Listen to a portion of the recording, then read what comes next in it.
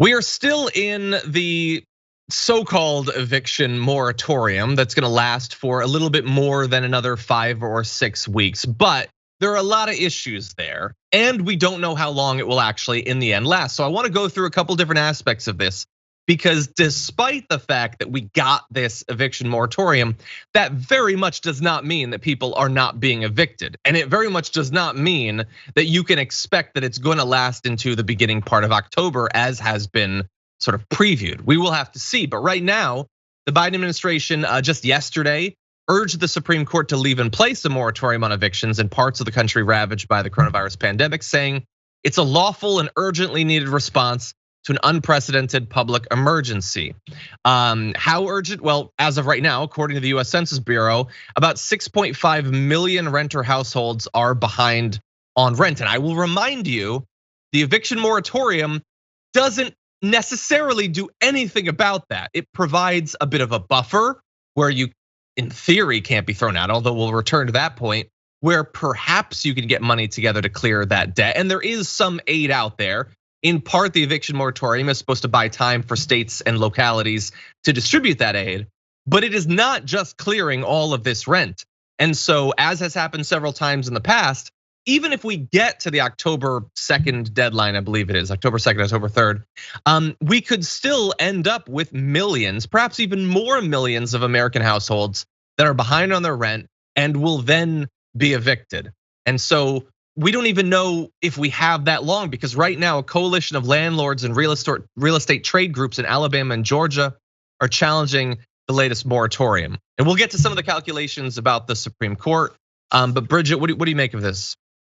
Yeah, I mean, it really is heartbreaking. I think something about this issue is that we talk about it in these sort of wonky, policy-heavy terms, but we're talking about families, a lot of which have kids. And if you've ever been evicted before, that means if you get evicted, every single time you try to rent an apartment after that, there's a little box in the form that you check out that says, have you ever been evicted before? And now you have to check yes. And so it is something that will follow you around for such a long time and really derail the trajectory of your life. And so it's not just a policy issue. This is people's actual lives, families' actual ability to, provide for themselves and support themselves and have a little bit of stability. And so I really want to encourage everyone to think about the issue in that way, that it's not just about policy, it's about families' ability to provide for their loved ones. I'm so glad that you pointed it out, because it is one of those things that could follow you for the rest of your life. And look, having that follow you at any point that's a very questionable thing that I'm sure a lot of good debates are going on about whether that should even exist.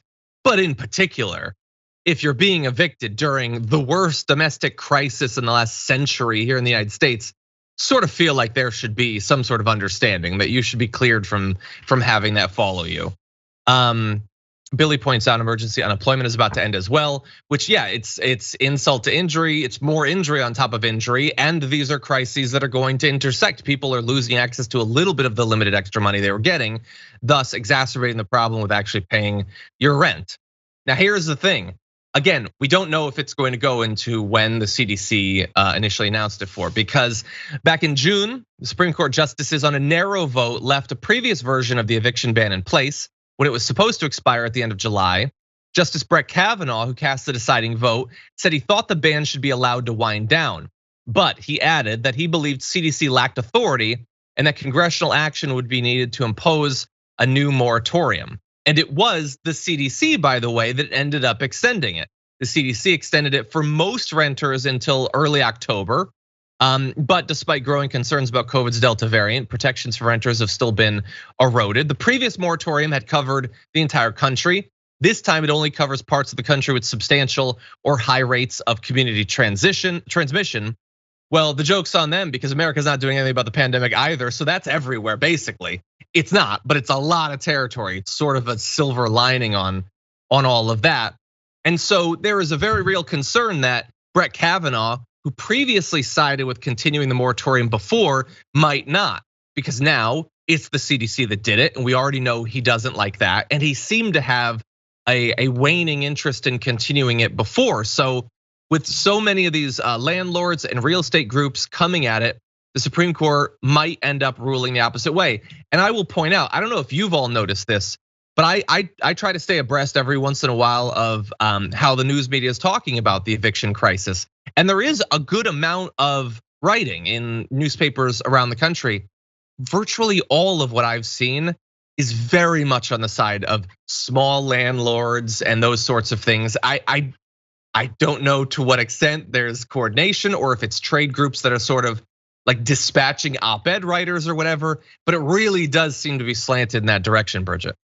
Oh yeah, it wouldn't surprise. I mean, I don't know what's happening here, but I've noticed the exact same thing that you've noticed, and it wouldn't surprise me if there was a lot of behind the scenes gear shifting and wheel turning about, like, oh, get your op-ed in the paper. Here are your talking points. That wouldn't surprise me at all, and I think it's really interesting that kind of what they call mom and pop landlords have become the face of this crisis. And I just think that it would be better if we could broaden that conversation to include people who don't necessarily own property, and like the reality that not every landlord is your mom and pop landlord. Like I've noticed the same thing that you've noticed. Yeah, and by the way, I don't want the landlords to lose everything either. The whole point of the aid is supposed to be to clear it for both with an understanding of that these are unprecedented times. But I also don't think that like, oh, so you've got a couple of small landlords that you're trotting out. Oh, then I don't care about families, being thrown on the streets. No, I still care. That does not go away.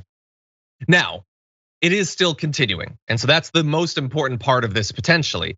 Princeton University's eviction lab found that more than 6,000 evictions were filed last week.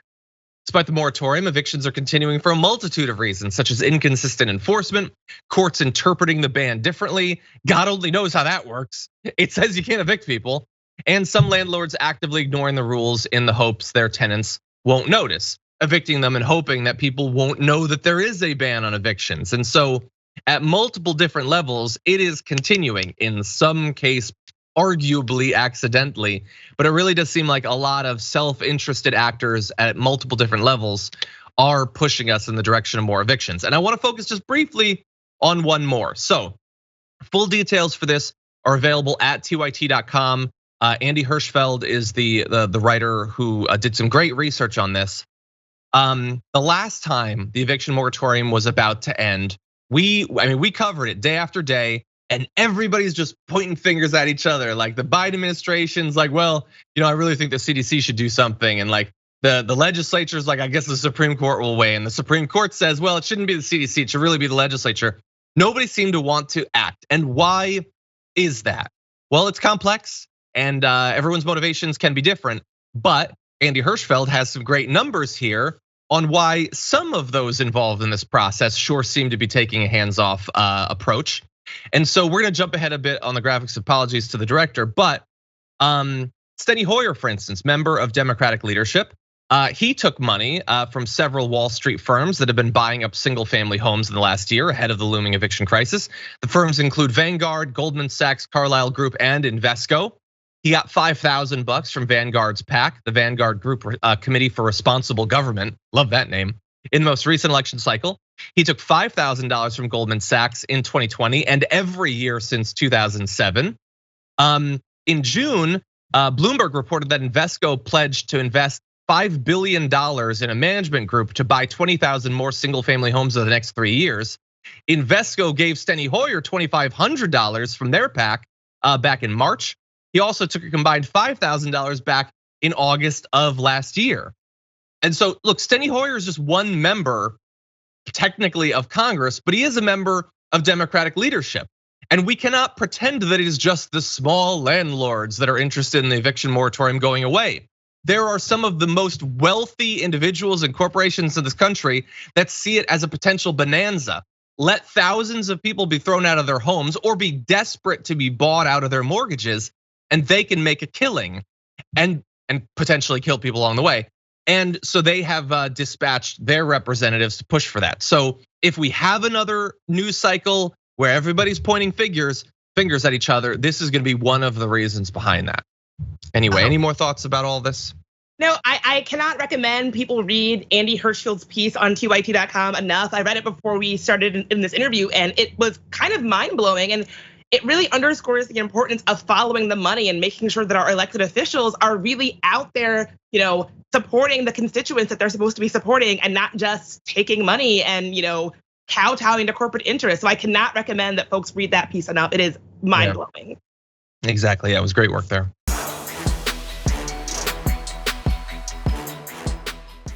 Check out the Damage Report podcast each day, wherever you get your podcasts, whether Pocket Casts or Stitcher or iTunes. You can join me as I give you the news and stories you want, with a range of co-hosts and interview guests jumping in on the fun each day. Again, that's the Damage Report, wherever you get your podcasts. And if you get them at iTunes, don't forget to rate and review. Sometimes I'll read them live on the show.